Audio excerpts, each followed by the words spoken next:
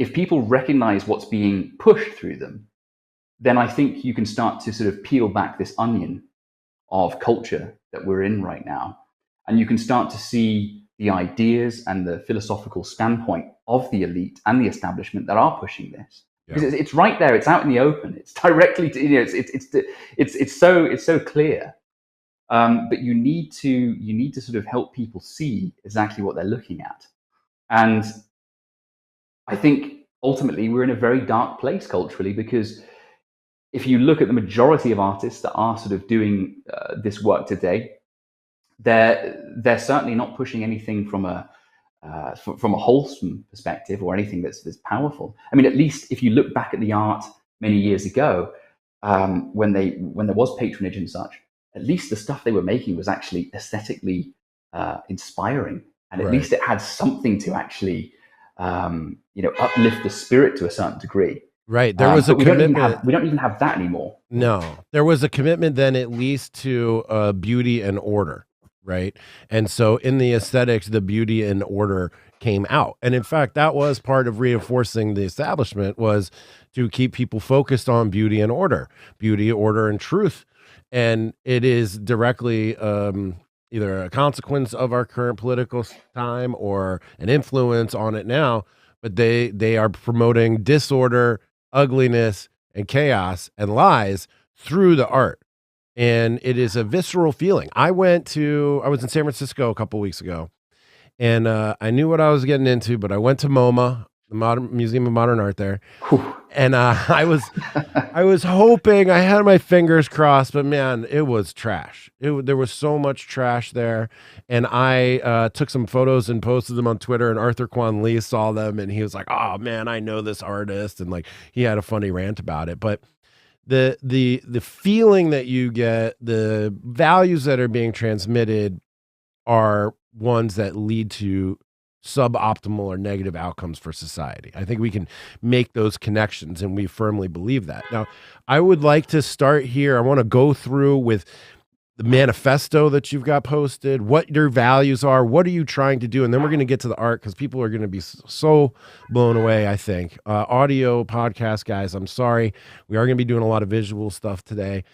You can find it. We'll post it on Twitter and other places so you can see it. But one of the things that you and I bonded over earlier on in DMs and such was I had written a piece a couple of years ago as a result of going to this exhibit at the Hirshhorn in Washington, D.C., another one of the worst places for contemporary art. And there was a really great exhibit, actually, called Manifesto. And it had a description of various art movements, their manifestos, how it manifested in a visual aesthetic, and then what the resultant political movement was.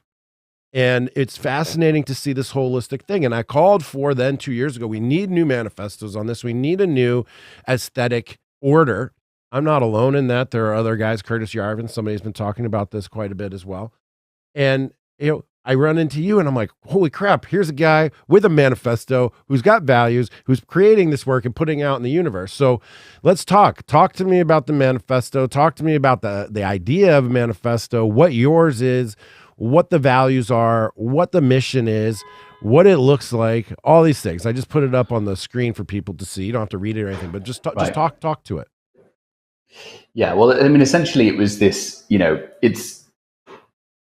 to cut a long story short, there's a lot of artists and stuff working today, and there's a lot of people doing different things, and they all seem to be sort of doing their own story. They're all doing their own individual thing.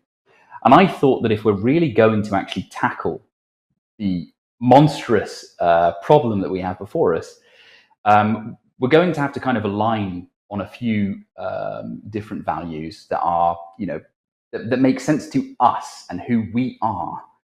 And so I wrote this manifesto, which was in many respects for my last show, it was almost a piece of theater, because I wanted to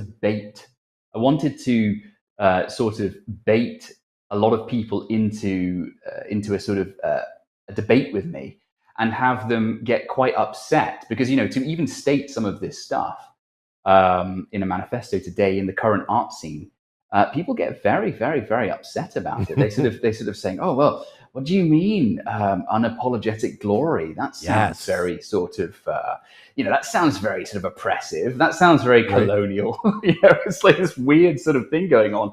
But, you're able to sort of bring this language out there, and you can very quickly see who's sort of on your side and who's very much willing to or wanting to work against you. Even just stating harmony, harmony comes in so many different forms. But if you say, I'm looking for harmony and balance in my work, people immediately get this sort of thing. Oh, but you can't say that because aesthetics and strength, that's completely subjective, and it's totally impossible to say what's strong and not strong, or and so you have this weird sort of thing going on.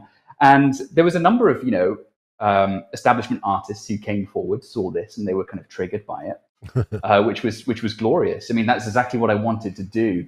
They came right into the spider's web, but it was really, really good to actually see their sort of reaction on it. I mean, I state kill art speak, because so much of what is being made today artistically is sort of hidden behind a wall of pseudo intellectualism. And they're sort of breathing some kind of fire into the nonsense that's in a lot of these art galleries and art establishments. And if you kill art speak, the whole thing falls apart, because of course true art stands in its own world. It's there.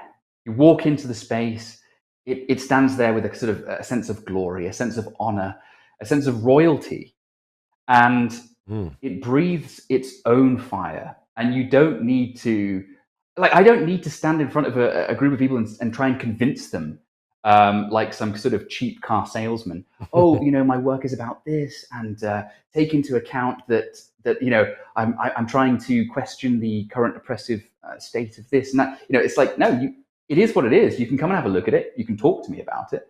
But ultimately, I'm trying to convey an aesthetic strength, a sort of primitive and primal strength that speaks to us, speaks to who we are. And the wonderful thing is that I've noticed is that a number of people are they're feeling something. They get it, and that's for me, that's like a big sort of wow. Okay, this does work. People do sort of understand what I'm fighting for, and they kind of, even if they don't agree with the current aesthetic manifestation that it has, they still get the metaphysical fight going on behind it, which is ultimately to raise the vibration, to raise energy, to bring that sort of energy back into culture, increased vitality. You use that word quite a bit, and I'm literally getting goosebumps hearing the things you're talking about, because it's an actual physical resonance, right? Like, you said the words about the values and the energy, and like my body responded with goosebumps, right? That's a literal physical resonance with the message. And in here, man, I love these phrases, right? Sculpture that dominates a space with unapologetic glory, fiery, energetic, strong, confident stories, reinvigorate the creative flame, break through the walls of imprisonment, march, that's a big one, march into a new era of aesthetic vigor, create art that uplifts. Forms must be explosive, dynamic, inspiring, thrilling, honor harmony. How can we build a strong culture if we keep dwelling on anti-heroic stories? Boom. I mean, this is it, dude. This is the vision. This is the energy, man. And you and I did talk. It echoes some of the futurists like language in their manifesto. And whereas perhaps the futurists had a slightly different idea of where to go, the why that they had, I think, is something that we can relate to. You take influence from the futurists, and what other influences are you exhibiting here in the manifesto I'm talking about, just in the energy of what we're doing or you're doing? Yeah, well, I mean, look, I look at the futurists, and they had, I think the thing that I love about these sort of early modernist movements is they had a sort of revolutionary sort of fire and energy that was running through them. And I look back at the futurists because that fire still burns in their work. And I look back at the British vorticists, who were also a sort of manifestation of sort of British vorticism in a sense, because they also have a kind of fire and vitality in their work. But my journey and where I'm going right now is it's the process of trying to rekindle or try to grab back at some of these movements and try to take some of the aesthetics, some of the real fire. And I look back at Art Deco, I look back at Futurism, Vorticism. They had something extremely vital, and I see it as something that's very much worth looking back at, because I see it as a direct hard counter to what is going on today. Essentially, if you can kind of bring those movements together, I see it as an aesthetic blowtorch that can melt through the nonsense that we're working, that's sort of going on around us today. We need energy now. That's the thing. We need a sort of explosive energy. And even if it's not a movement that's going to last forever, you need that kind of power now, because you need it to sort of wake people up out of the zombified state that we've walked into after the Second World War, First World War. That's one of the reasons Art Deco speaks to me so much. It was aspirational. It was future oriented. It had, well, the interiors especially had an appreciation for fine things, high quality materials. The lines just reaching, projecting, screaming straight up to the sky. And then also they built buildings that had a shape to them that the shape itself was speaking something.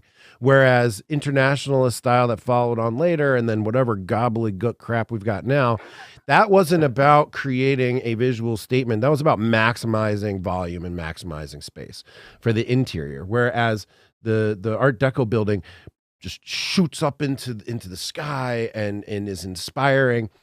And man, did they have just a flavor for, or an urge to just be expressive. I went to a bar in Denver last weekend that was the oldest running bar in Denver. It was opened in the 30s, and the room itself was built like a wine bottle. Okay, the room, and it had it was Art Deco, 100%, totally preserved, continuous operation since 1930s, and it had the big, strong, powerful lines and the nice lights and the cool furniture and the nice materials.